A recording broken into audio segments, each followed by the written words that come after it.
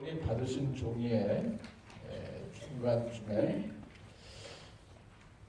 아담의 갈빗대를 통해 여기 창조된 그 바로 윗줄에 하늘에서 나신 살려주기는 영이 되신 예수 그리스도 그렇게 기록되어 있는 줄이 있을 겁니다. 거기 고린도전서 15장 45절 우리 중요한 성경용어 책인데 고린도전서 말씀을 표시하겠습니다. 고린도전서 15장 45절 284절 읽겠습니다. 고린도전서 15장 45절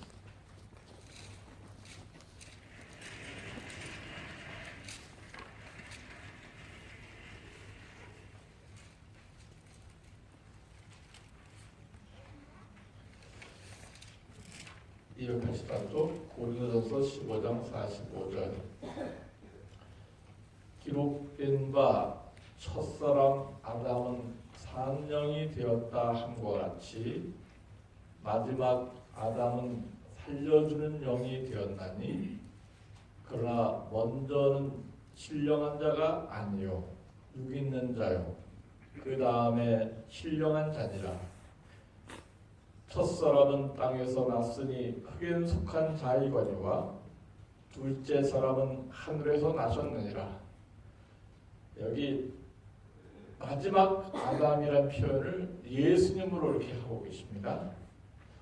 첫사람 아담과 마지막 아담, 그래서 예수님은 살려주는 영, 첫사람 아담은 산 영, 예수님은 마지막 아담으로서 살려주는 영, 그 다음에 또 육이 있는 자, 한 땅에 속한 자와 또 하늘에 속한 자, 신령한 자로서 이 아담을 비교하고 있습니다. 그래서 여기 받으신 종이에 마지막 아담이라고 이렇게 써 있는데 그 내용이 고린도서 15장에 있는 말씀을 근거로 해서 이렇게 기록했다는 것을 기억하시기 바랍니다. 그래서 우리 고린도서 15장 45, 47절 그 줄에 여러분들이 마지막 아담이라고 고전 15장 45절 47절 거기에 마지막 아담 누구십니까? 예수님. 그래서 이 첫사람 아담과 마지막 아담을 비교해서 아담이 어떻게 예수님을 표상하고 있는지 그것을 서로 연결시켜서 이렇게 표상을 사도 바울도 가르치고 있는 내용을 우리가 참고로 하시면 좋겠습니다. 우리가 말씀드린 것처럼 이 아담이 여인을 탄생시키고 구원하게 한 통로의 역할을 한 것처럼 예수님께서 그렇게 교회를 탄생시키는 역할에 있어서 공통점을 갖고 있다. 깊이 잠든 것은 십자가의 죽으심, 가빌 때 꺼낸 것은 예수님 옆구리를 상처를 상하심으로 교회를 탄생한 것, 그리고 아담이 하와를 자원해서 이렇게 목숨을 건지기 위해서 순종하고 희생한 것처럼 예수님께서도 우리를 위해 십자가에 죽으셨다. 여인이 구원받는 유일한 비결은 뭐함으로? 자식을 낳아야지 구원을 받게 돼요. 자기 자식을 통해서 뱀의 머리를 상하게 할 것이니까. 교회가 구원받는 유일한 비결도 역시 영혼 구원을 통해서 내가 예수님께 영혼을 인도할 때 그것은 나의 품성 변화와 또 나의 구원과 관련되어 있다. 이렇게 이해를 하면 좋겠습니다. 그래서 교회가 구원하는 길은 빨간 줄에 나와 있지만 밑에 아랫부분에 해산함으로 영혼구원의 사명을 이루므로 여기 어디에 죄로 인한 저주 4번 밑에 4번의 내용을 우리가 다시 한번 짚고 넘어간다면 하나님께서는 뱀과 여자와 남자에게 죄로 인한 저주를 주셨습니다. 그래서 이 죄로 인한 저주가 징계의 시작이었지만은 그러나 오히려 이것이 하나님께서는 축복으로 삼아 주셨다. 이렇게 좀 우리가 다른 쪽으로 생각을 해볼 수 있겠습니다. 창세기 3장 14절 우리 12절부터 볼까요? 아담이 가로되 하나님이 주셔서 나와 함께 한 여자 그가 그 나무 실과를 내게 주므로 내가 먹었나이다. 여호와 하나님이 여자에게 이르시되 네가 어찌하여 이렇게 하였느냐. 여자가 가로되 뱀이 나를 깨임으로 내가 먹었나이다.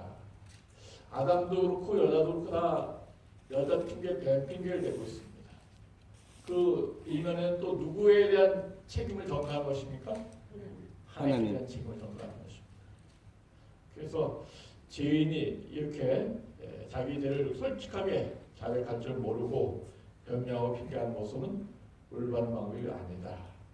여호와께서는 뱀에게 모든 짐승보다 저주를 받아 배로 기어다니고 종신토록 흙을 먹으라고 지시하시고 그리고 뱀과 여자의 후손 사이에 발꿈치 상하는 일과 머리 상하는 일이 있을 것을 3장 15절에 말씀 주셨습니다. 그것은 우리 다음에 공부하기로 하고 16절 또 여자에게 이르시되 내가 내게 잉태하는 고통을 크게 더하리니 내가 수고하고 자식을 낳을 것이며 너는 남편을 사모하고 남편은 너를 구할 줄이라 다스릴지니라.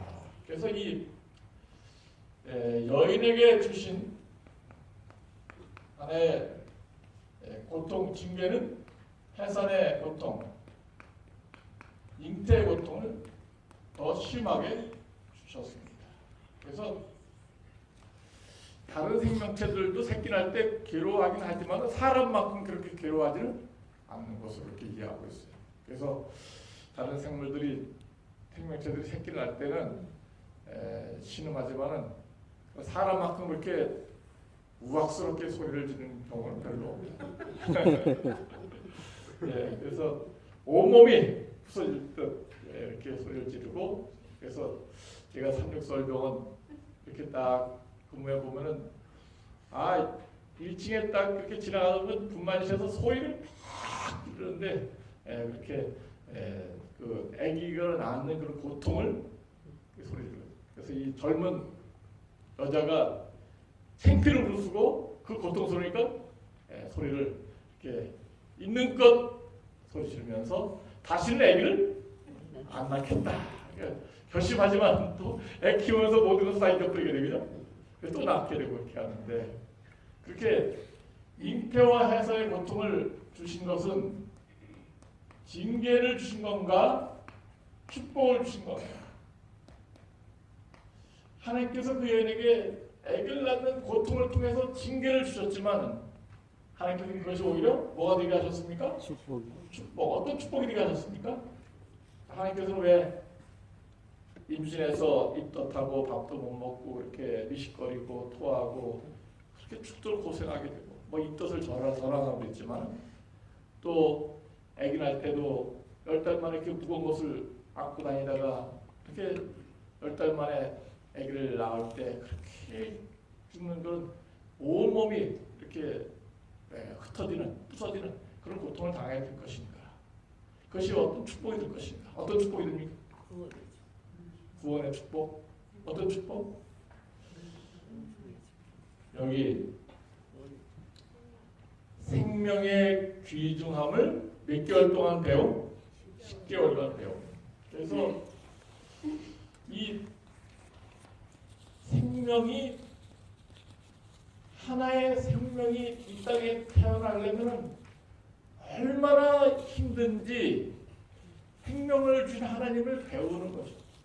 그래서 10달 동안 입덧하고 그래서 이 하나의 생명이 이렇게 태어나려면 힘든 거구나. 그러면서 자기 생명을 정말 헌신적처럼 버렸어요. 여인이 서로 따먹는 일에 너무 쉽게 자기 생명을 내주고 말았어요. 그런데 하나의 생명을 하나님께서 만드시려면 이렇게 힘들구나 하는 것을 10개월 동안 배우고 마지막 이 땅의 생명을 탄생하면서 배우면서 그래서 거기서 나은 정이 있게 되고 정말 젖 먹는 자식을 못 잊는 그런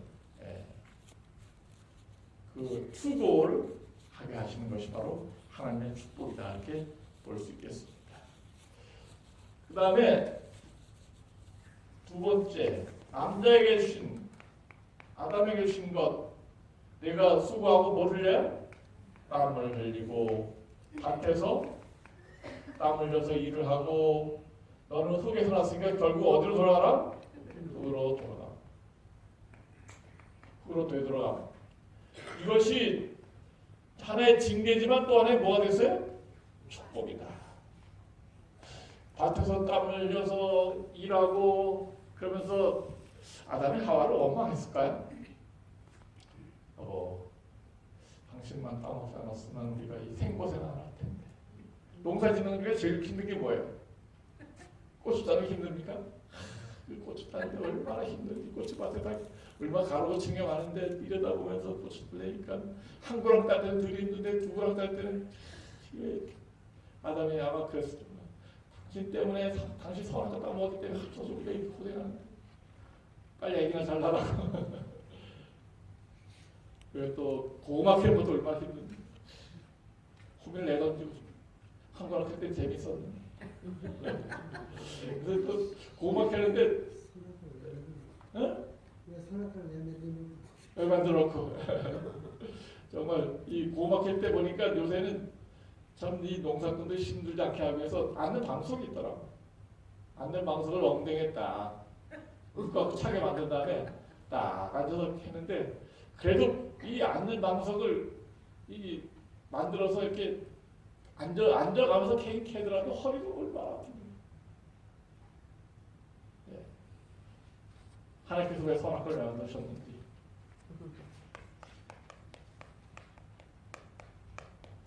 이건 좀 있다.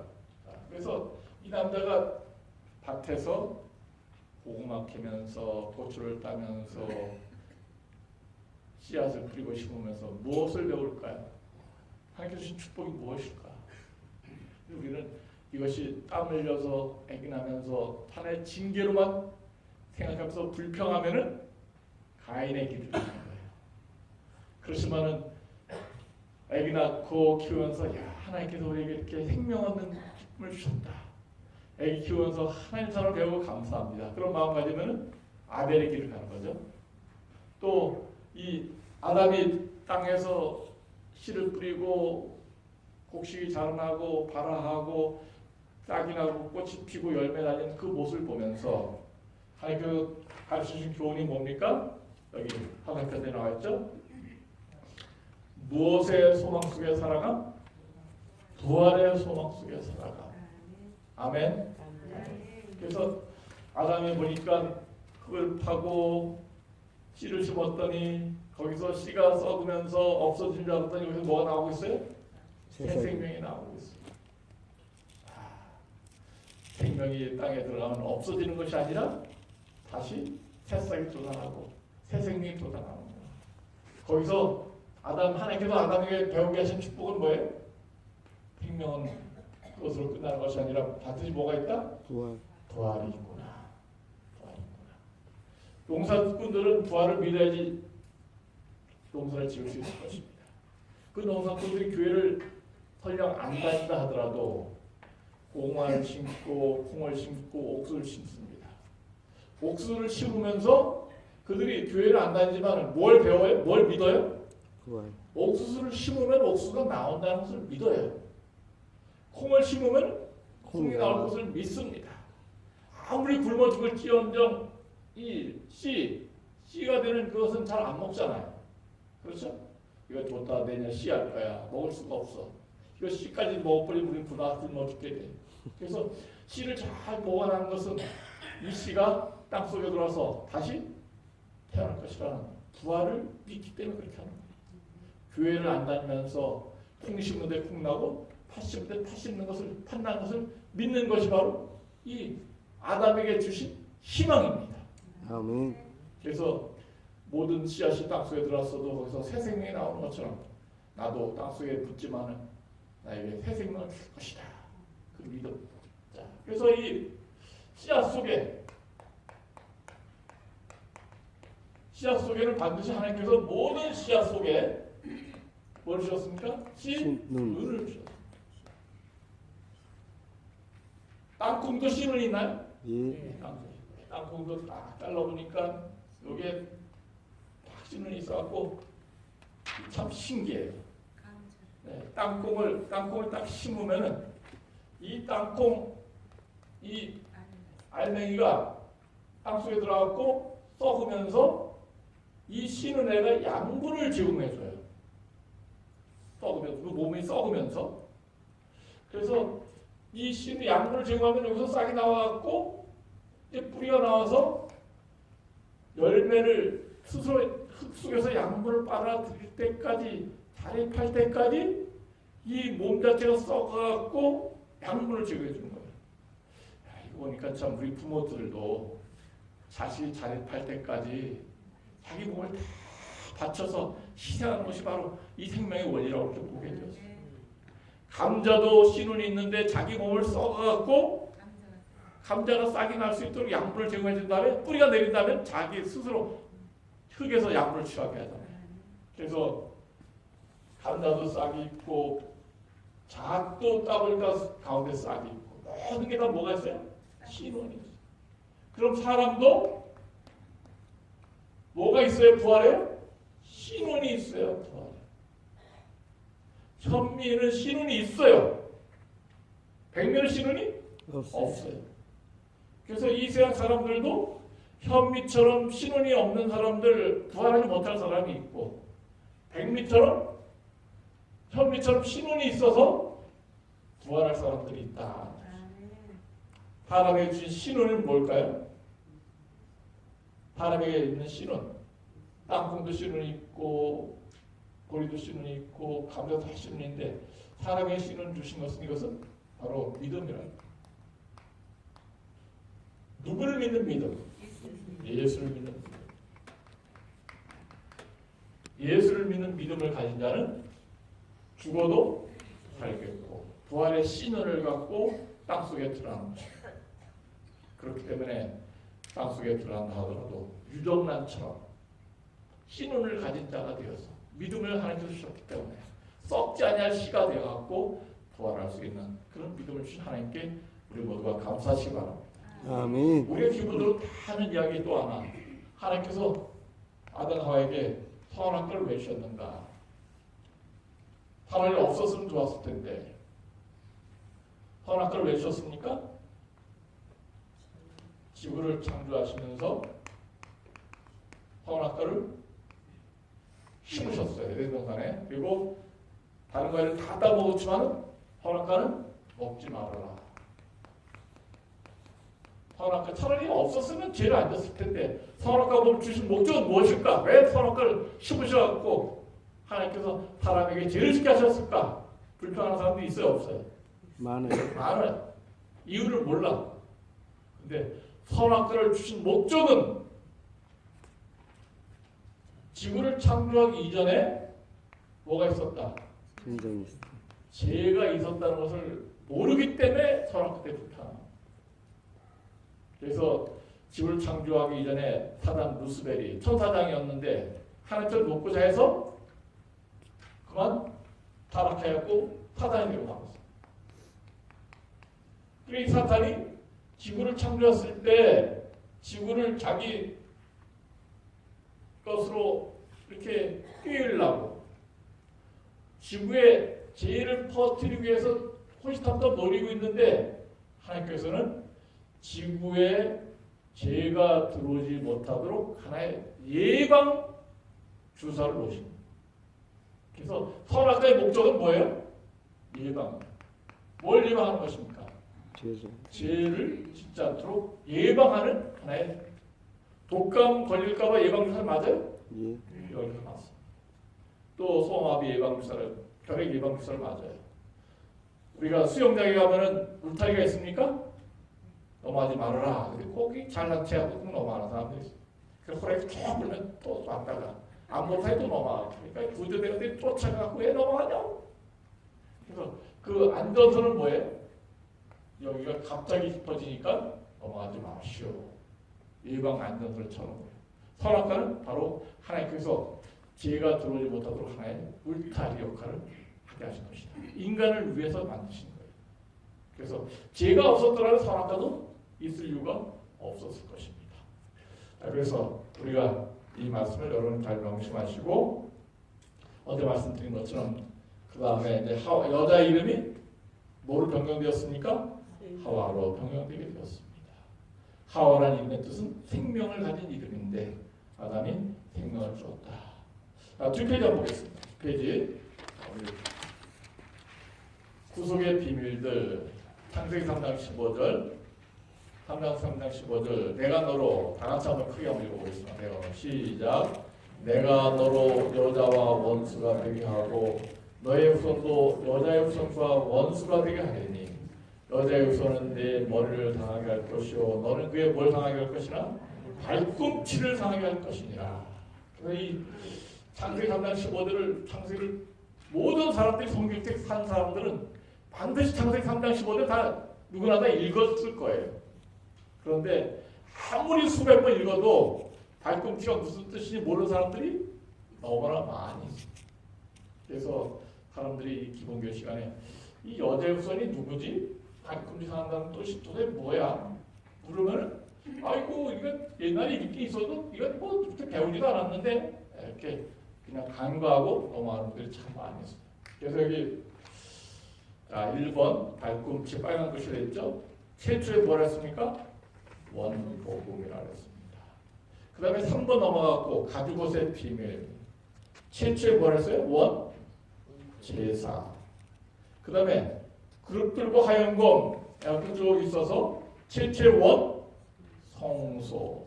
그래서 최초의 복음과 최초의 제사 제도와 최초의 성소 제도를 제일 먼저 하신 분이 바로 누구예요? 예수님이십니다. 이것이 바로 창세기 3장 15절에 3장에 나타난 구속의 표상들, 아주 중요한 표상들이다. 그렇게 우리가 꼭 기억하시면 좋겠습니다. 그래서 여기 발꿈치 상할 것을 말씀 주셨는데 내가 너로 여자의 원수가 되게 하고 그래서 뱀과 여자 사이에 서로 뭐가 되게 하겠다? 원수가 되게 합니다. 그리고 이 뱀이 여자의 후손에 또 뭐를 당하겠다? 발꿈치를 물게. 뱀은 여자의 후손을 말미암아 머리 치명상 입을 것에 대한 창세기 3장 15절이 무슨 복음이라고요? 원복음. 복음은 십자가예요. 그래서 이 창세기 3장 15절 속에 예수님이 십자가에 달릴 예언이 담겨져 있다. 이렇게 우리가 확실히 보면 좋겠습니다. 그래서 여기 처녀에게서 사람으로 태어나실 예수님 이사야 7장 14절이 성취되었습니다. 처녀에서 태어난 그 의미는 아담의 죄를 물져받지 않고 탄생할 것을 예언했습니다. 그리고 2번 해설하면 우리가 어디에 읽었으니까 발꿈치 상할 여자의 후손은 시상에서 전개된 전쟁을 의미하고 있고 이제 2번 아담이 빼앗긴 세상 임금자리를 누가 회복하셨습니까? 예수님이 회복하셨습니다. 여러 번 제가 설명드렸죠. 이제 이 세상이 심판이 이뤘으니 이 세상 임금이 쫓겨나리라. 내가 땅에서 들려온 모든 삶을 내게로 이끌겠노라. 여자의 후손에 발꿈치를 물게 된 뱀, 십자가에서 죽은 것을 예수님을 상징했는데 시편 20장 16절 개들이 나를 에워쌌으며 악한 무리가 나를 눌러내 뭐를 찔렀나이다? 수족을 찔렀나이다. 수족이 뭐예요? 수족은 수족. 그래서 예수님이 시편 22편 메시아 시편이라 해요. 그래서 예수님의 십자가에 대한 예언이 많이 나타났어요. 그래서 예수님께서 개들이 나를 에워쌌으며 악한 무리가 나를 불러 내 수족을 찔렀나이다. 이것은 바로 예수님께서 손과 발에 못 박힐 십자가의 죽음을 예언한 장면입니다. 그래서 여기 유대인들 중에서 범죄자에 대한 사형제도는 돌로 치는 것이 대부분이었었는데, 그러나 돌로 치지 아니하고 나무에 달아서 죽인 예가 있었어요. 그것은 신명기 21장 20절 13절에 보면 갈라디아 4장 13절을 인용해서 이렇게 같이 나와 있는데, 나무에 달린 자는 하나님께 뭐를 받았습니다? 저주를 받았습니다. 그래서 이 돌로 쳐 죽이는 것은 어떤 일반적인 사형 제도였는데, 특별히 하나님께 모독하고 아주 저주받을 사람들은 특별히 죽일 때 어떻게 달아 죽였어요? 나무에 달아 죽였어요. 그리고 많은 사람들에게 하나의 본보기를 삼는 거예요. 이렇게 하나님께 저주받은 사람은 나무에 달려 죽인다. 예수님이 하나님의 저주를 받으셨는가? 예수님께서는 저주받을 짓을 하지 않으셨어요. 그렇지만 예수님께서는 사람들의 죄를 뒤집어 쓰고 저주가 되신 것입니다. 이것이 바로 굉장히 중요한 의미가 있다, 이렇게 볼 수 있어요. 화답한 곳, 죄를 대신 지심으로 하나님께 뭐의 대상이 되시고요? 저주의 대상이 되시고 십자가에 죽으셨습니다. 십자가에 죽으셨을 때 예수님은 흑암이 임하고 하나님 얼굴로부터 가려지게 되었어요. 그래서 예수님이 십자가에서 제일 크게 고통스러웠던 것은 엘리 엘리 라마 사박다니, 나의 하나님 어찌 나를 버리셨나이까. 그래서 하나님 저주의 대상이 되시고 하나님께로부터 버림받았어요. 이것은 바로 죄인의 상징이에요. 그렇지만 믿음을 가지고 다시 부활하신 예수님, 우리의 구원자가 되었습니다. 아멘. 우리가 내일 새벽에 또 이 밑에 내용 계속해서 함께 말씀을 나누도록 하겠습니다. 하나님께서 우리를 위해서 대신 십자가에 죽으셨는데, 그 십자가의 사랑이 우리 마음속에 뿌리 내려서 부활의 신눈이 되고 새 생명의 아침이 되기를 간절히 바랍니다. 기도하겠습니다.